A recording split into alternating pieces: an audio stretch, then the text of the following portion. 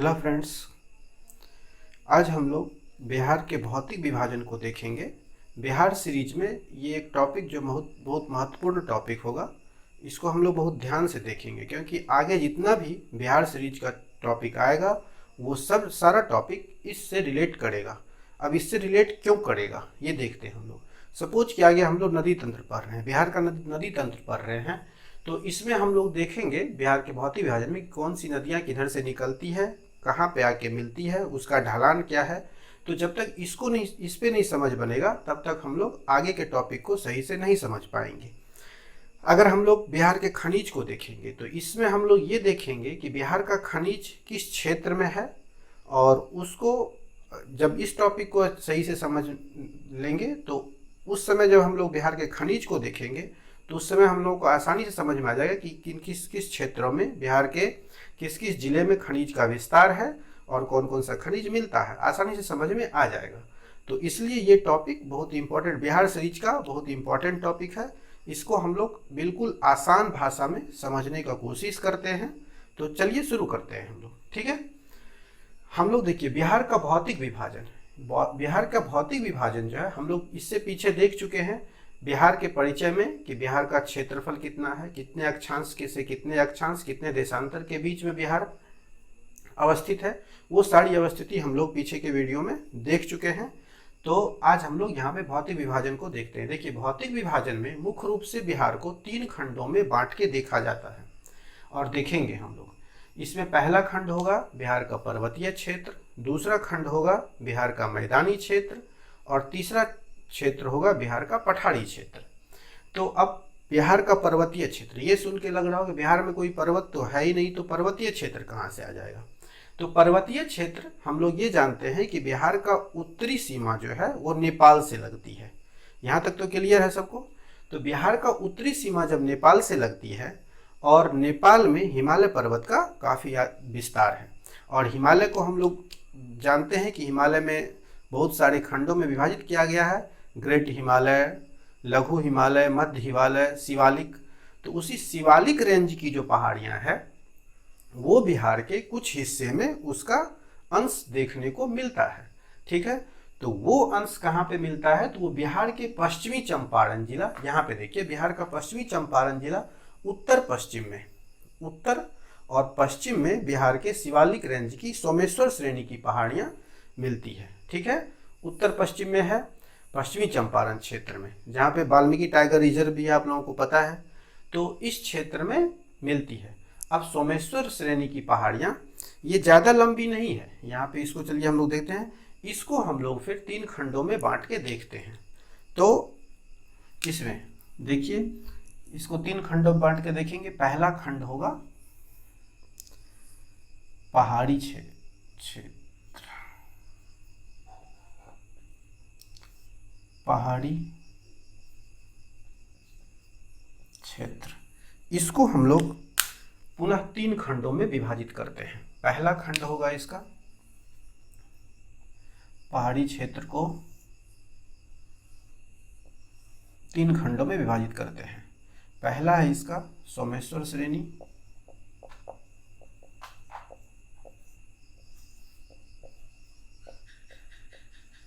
सोमेश्वर श्रेणी, ये पहाड़ी क्षेत्र का विस्तार 932 वर्ग किलोमीटर क्षेत्र में फैला हुआ है।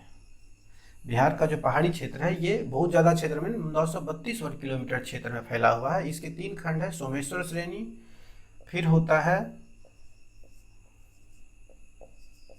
दून घाटी या हरहा घाटी, हरहा घाटी, तीसरा है इसका रामनगर दून,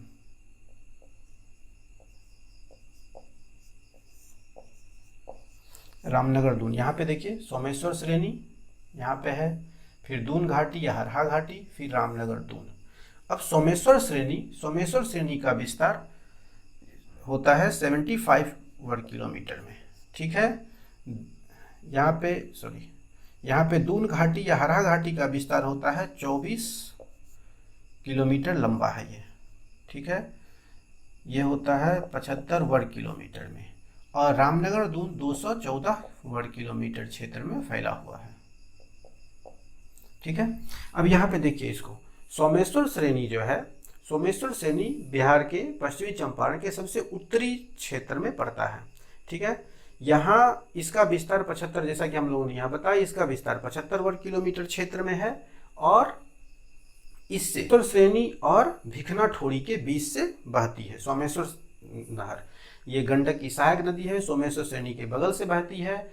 उसके बाद होता है, उसके बाद हम लोग देखते हैं रामनगर दून को। दून का मतलब है छोटी छोटी पहाड़ियों का फैलाव जो एक क्रम में आता है। तो रामनगर दून में ये छोटी छोटी पहाड़ियां हैं जो 214 किलोमीटर वर्ग क्षेत्र में फैली हुई है और एक क्रम में आती है। उसके बाद इस दोनों के मध्य में पड़ता है दून घाटी या हरहा घाटी। घाटी से जैसा कि दो पहाड़ियों के बीच का जो क्षेत्र समतल क्षेत्र होता है, ऐसे दो पहाड़ियों के क्षेत्र का को जो ये जो समतल प्लेन होता है इसको घाटी कहा जाता है। ठीक है, इसको घाटी कहा जाता है। तो ये दून घाटी है, ये दून घाटी है, ये फैला हुआ है सोमेश्वर श्रेणी और रामनगर दून के बीच में। रामनगर दून के बीच में ये दून घाटी फैली हुई है। तो यहाँ पे सबसे टॉप पे क्या देखें हम लोग, सबसे उत्तर में है सोमेश्वर श्रेणी, उसके बाद क्या है दून घाटी, हरहा घाटी। इस पहाड़ी क्षेत्र का विस्तार 932 वर्ग किलोमीटर क्षेत्र में है। सोमेश्वर श्रेणी जो किलोमीटर क्षेत्र में फैली हुई है, दून घाटी जो 24 किलोमीटर क्षेत्र में फैली हुई है, रामनगर दून जो 214 वर्ग किलोमीटर क्षेत्र में फैली हुई है। यहाँ तक हम लोगों को क्लियर हो गया होगा। देख लीजिए, तो पहाड़ी क्षेत्र का बिहार के उत्तर पश्चिमी क्षेत्र में फैलाव है और ये 932 वर्ग किलोमीटर क्षेत्र में फैली हुई है। ठीक है, यहाँ तक क्लियर हो गया। घाटी किसे कहते हैं क्लियर हो गया होगा। यहाँ पे एक इंपॉर्टेंट चीज जो अभी हम लोगों ने डिस्कस किया था कि त्रिवेणी नहर, त्रिवेणी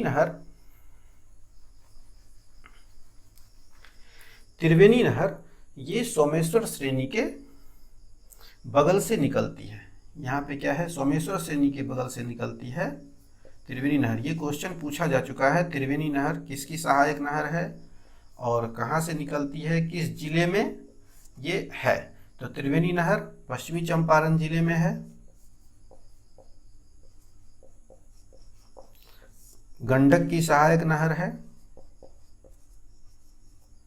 त्रिवेणी नहर पश्चिमी चंपारण जिले में है, गंडक की सहायक नहर है, सोमेश्वर श्रेणी के बगल से बहती है। त्रिवेणी नहर के शीर्ष भाग से सोमेश्वर पहाड़ी का शुरुआत होता है। ठीक है, यहाँ तक ये फर्स्ट खंड हम लोग क्लियर हो गया होगा, समझ गए, कोई कन्फ्यूजन नहीं है यहाँ पे।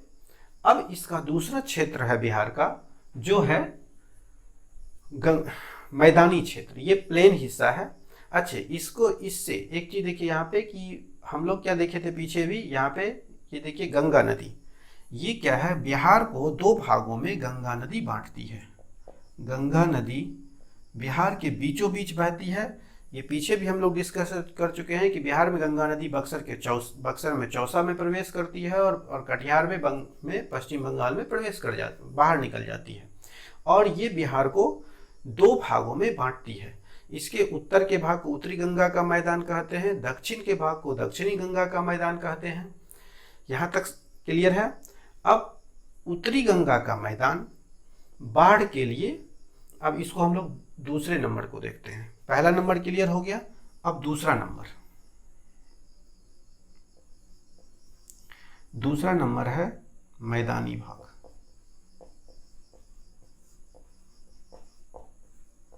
मैदानी भाग, इसको फिर हम लोग दो भागों में बांटते हैं, उत्तरी गंगा का मैदान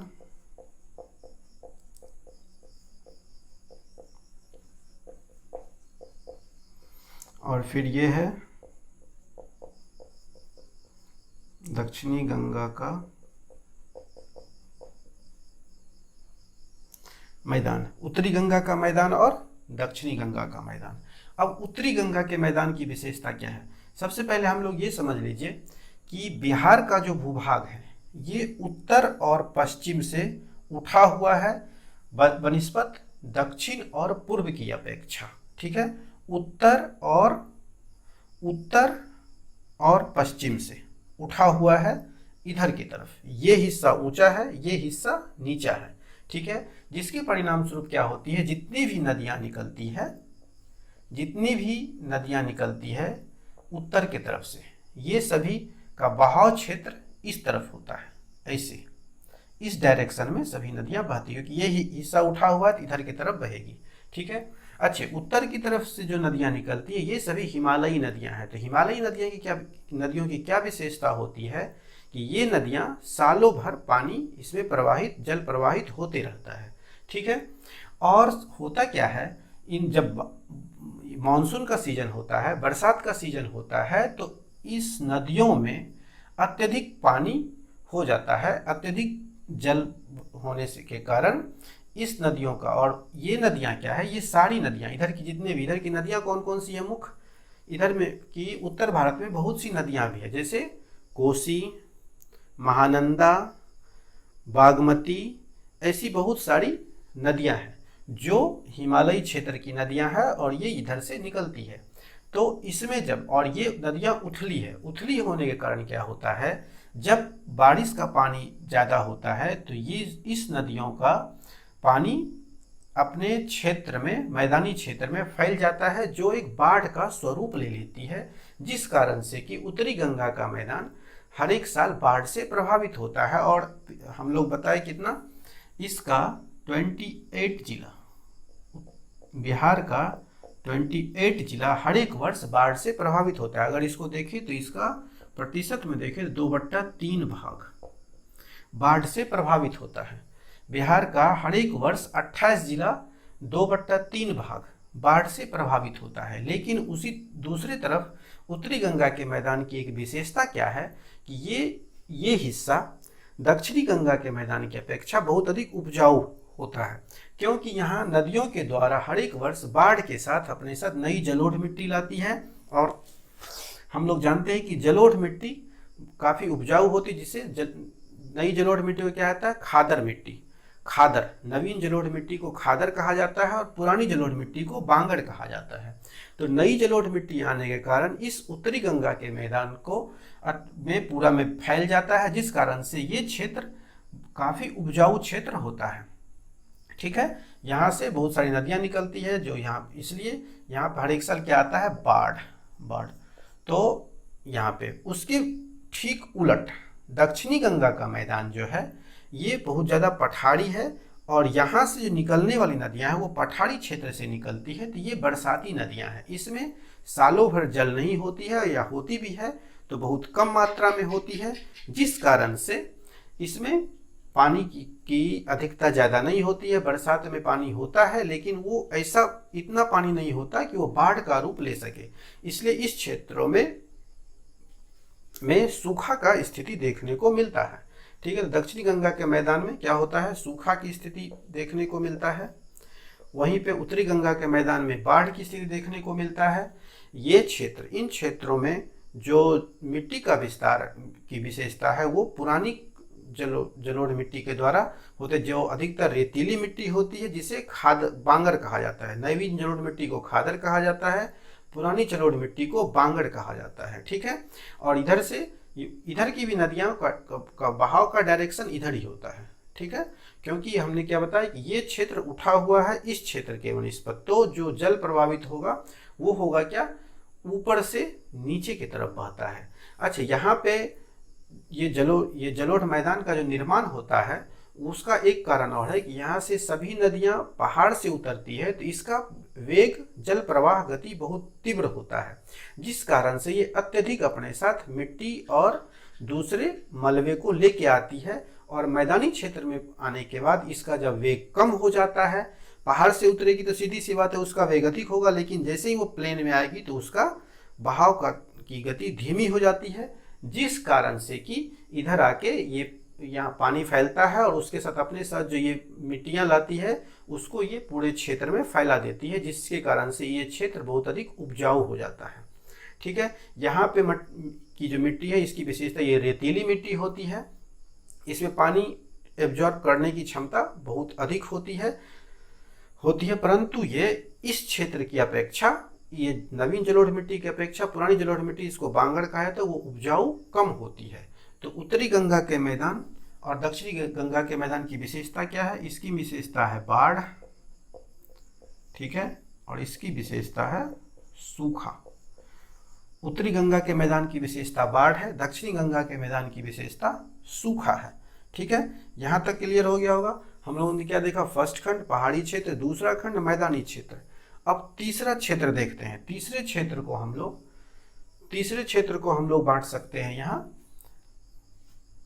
पठारी क्षेत्र के रूप में। पठारी प्रदेश जो है यहाँ पे पठारी प्रदेश से मतलब है कि ये नीचे का हिस्सा जो है यहाँ पे, ये झारखंड से लगा हुआ होता है। तो झारखंड के किस क्षेत्र से? छोटा नागपुर का पठार। झारखंड के छोटा नागपुर के पठार को भारत का रूर प्रदेश भी कहा जाता है। रूर प्रदेश इसलिए कहा जाता है क्योंकि यहाँ खनिज की बहुत अधिक उपलब्धता होती है जो इस क्षेत्र में होती है। तो छोटा नागपुर के पठार का, जिसे यहाँ पे हम लोग देखें कि शिवालिक श्रेणी की सोमेश्वर रेंज की पहाड़ियाँ इधर है, जिससे कारण यहाँ पे पहाड़ का थोड़ा सा विस्तार है। उसी प्रकार से यहाँ दक्षिण हिस्से में झारखंड के छोटा नागपुर के पठार का थोड़ा बहुत हिस्सा जो इधर से पड़ता है बॉर्डर एरिया में, झारखंड के बॉर्डर के एरिया में, जिससे यहाँ पे थोड़ी सी खनिज की उपलब्धता पाई जाती है। बहुत अधिक नहीं बोल सकते, लेकिन थोड़ी बहुत कुछ डिस्ट्रिक्ट हैं बिहार का जहाँ पे खनिज पाए, जैसे मुख्य रूप से पायराइट, चूना पत्थर, अभ्रक का भी कुछ अधिकता पाया जाता है, कहीं कहीं पाया जाता है। तो ये सिर्फ छोटा नागपुर के पठारी क्षेत्र में है, जो झारखंड के का सटा हुआ हिस्सा है, जिसमें यहाँ पे आता है कैमूर की पहाड़ी। यहाँ देखिए कैमूर की पहाड़ी, राजगीर की पहाड़ियाँ, राजमहल की पहाड़ियाँ, ठीक है। तो यहाँ पे यह है। तो इसमें यहाँ पूछा जाता है, क्वेश्चन पूछा जाता रहा है, यहाँ पे जैसे होता है ये कैमूर, इसके बाद होता है यहाँ पे क्या? रोहतास, इसके बाद होता है यहाँ पे औरंगाबाद और फिर गया। तो रोहतास जो है, रोहतास में पायराइट की अधिकता पाई जाती है। रोहतास में पायराइट पाया जाता है। इसको हम लोग आगे जब पढ़ेंगे खनिज संसाधन, बिहार का खनिज संसाधन, तो उसमें हम लोग इसको देखेंगे कि किस डिस्ट्रिक्ट में किस खनिज की कौन सा खनिज पाया जाता है। तो यहाँ तक हम लोगों ने देखा, यहाँ पे पठारी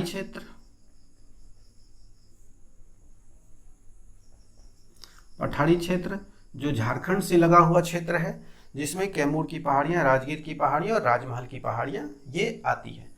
तो हम लोगों ने इस प्रकार से बिहार के भौतिक विभाजन को 3 खंडों में बांट के देखा। पहला पहाड़ी क्षेत्र, दूसरा मैदानी क्षेत्र और तीसरा पठारी क्षेत्र। पहाड़ी क्षेत्र को 3 खंडों में फिर हम लोगों ने बांटा, सोमेश्वर की पहाड़ियाँ, दून घाटी, रामनगर दून। फिर मैदानी क्षेत्र को हम लोगों ने 2 भागों में बांटा, उत्तरी गंगा का मैदान और दक्षिणी गंगा का मैदान। उत्तरी गंगा का मैदान बाढ़ के लिए की विशेषता के लिए जाना जाता है, दक्षिणी गंगा का मैदान सूखे की विशेषता के लिए जाना जाता है। यहाँ तक क्लियर हो गया। पहाड़ी क्षेत्रों का फैलाव 932 किलोमीटर, 932 किलोमीटर में ये किस क्षेत्र का कितना है वो देख लिया। आगे हम लोग इसमें नेक्स्ट इसका सीरीज लेके आएंगे, उसमें इस सब को आप लोग देखे होंगे, इस सब का जरूरत पड़ेगा, इसलिए इसको गौर से देखिएगा, कहीं पे मिस मत कीजिएगा इसको, ठीक है। यहाँ से त्रिवेणी नहर निकलती है, ये क्लियर है यहाँ पे, इसको देखिएगा और आगे हम लोग फिर लेके आएंगे इसको। तब तक के लिए थैंक यू। सब्सक्राइब कर लीजिए चैनल को और दोस्तों के बीच में शेयर कर दीजिए।